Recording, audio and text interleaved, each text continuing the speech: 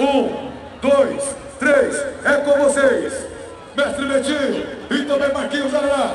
Que sincronismo lindo! Solaia, cavalo tritão, corbete andado, um dos exercícios mais difíceis de ser executado. Olha que coisa linda, gente. Quem está gostando pode bater palma. Pode bater palma com as duas patas traseiras. Esse grande espetáculo.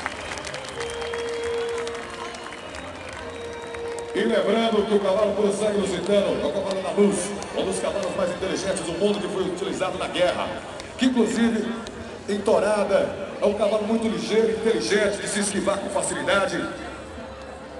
Aí, um dos exercícios que tem aqui, mas não tem, acho que não é o cavalo adequado, mas tem o capriole.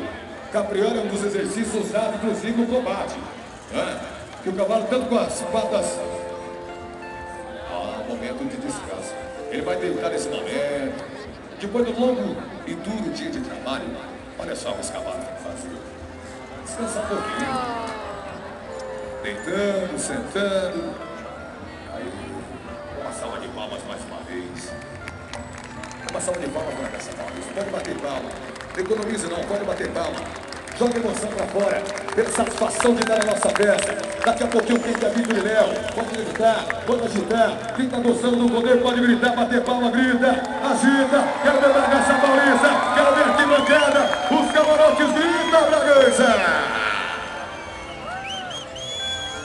Olha só, Mestre Betinho, parabéns. Marquinhos, parabéns. Grande profissional, Marquinhos, tá bem?